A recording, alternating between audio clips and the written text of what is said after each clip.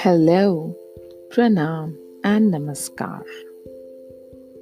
Today I'm holding a very nostalgic book in my hands titled Hirayat Partition Stories from 1947 by Dr. Shivani Salil.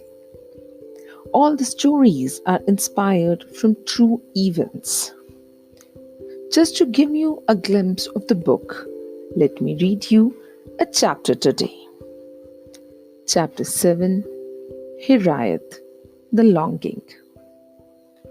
There was a nip in the air, signaling that winter was knocking their doors, except that there were no doors now. Now there were only flaps in their tent house in the Kingsway refugee camp. This camp had been home from the time they had set foot in this new city. Taro smiled wryly to herself. This time of the year back home, she stopped short there. Kotadoo was no longer home, they told her. It was in Pakistan now. Hindustan, India, this camp was home. At least till the time they would be told to relocate. Her heart ached. The cool air here seemed bereft of the warmth and excitement of festivities. Diwali was at their doorstep, and her mind drifted to the colorful dupattas that billowed in the breeze as the shopkeepers would hang them out for display, to the swaths of gold and red in the bazaar, the joyous sounds of jingling bangles, and the laughter of the happy girls who tried them on. The smell of a fresh coat of paint, the crisp new account books for Lalaji's shop, the aromas wafting from the kitchen with savories and sweets being churned out like there was no tomorrow. She chided herself at the frivolity of her thoughts. She should be worried about her family, and here she was thinking about such insane, unimportant stuff. Diwali had always been a time to usher in the new and do away with the old. But this time around, it had been taken way too far. They did away with their old home, their roots, to move into this new, whatever this was. Taro felt suffocated, with the anger and frustration rising inside her, and impulsively flung away the piece of cloth she was mending.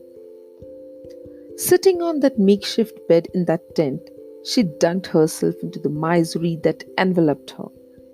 Grief washed over her, dissolving her into the tears that had been left unshed for far too long.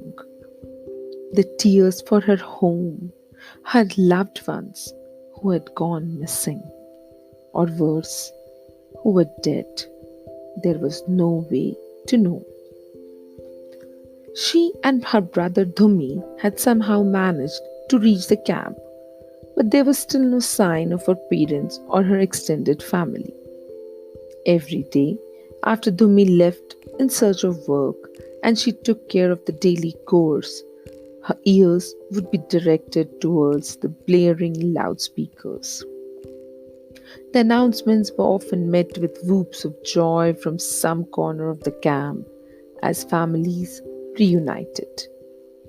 This joy evaded her, and now, with Diwali looming over them, the gloom just became grayer.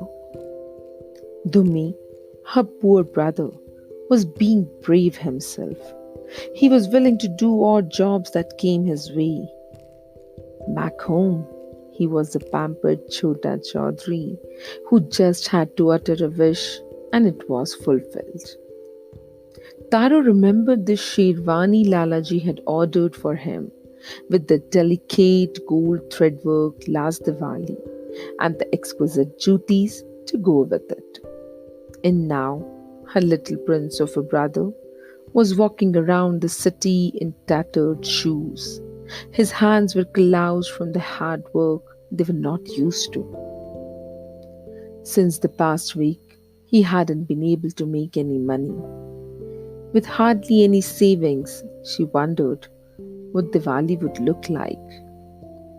The festival of lights, they call it.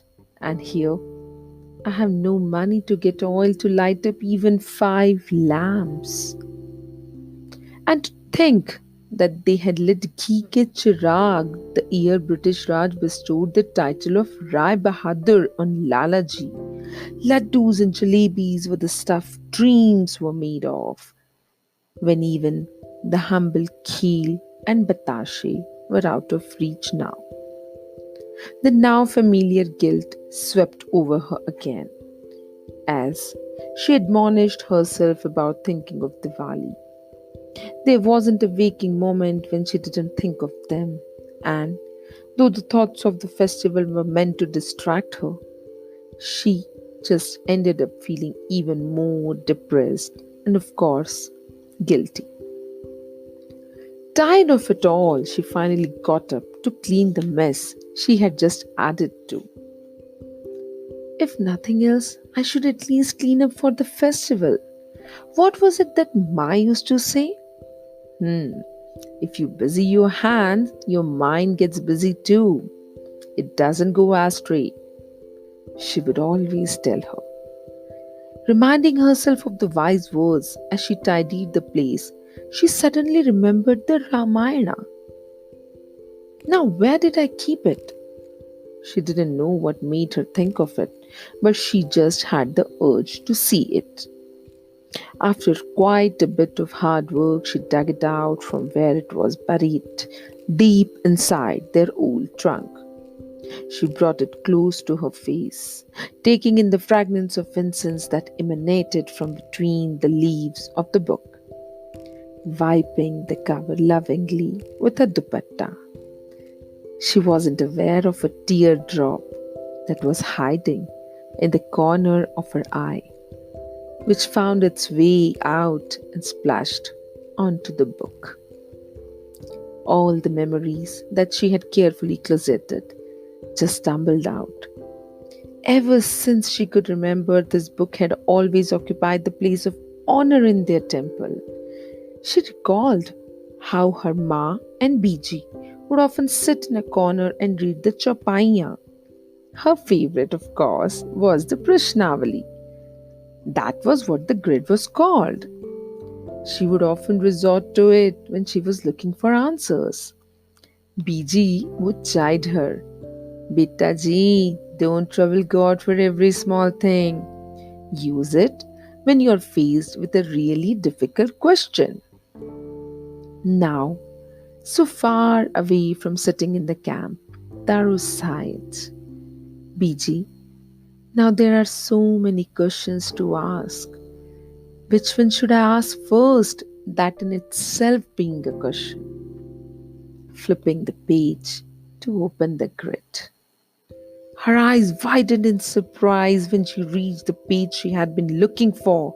There, safely pressed between the pages of the holy book, lay ensconced a new, crisp 5 rupee note. Taking out the note, all she could do was to touch her forehead to it reverentially as she looked up, offering a silent prayer to God.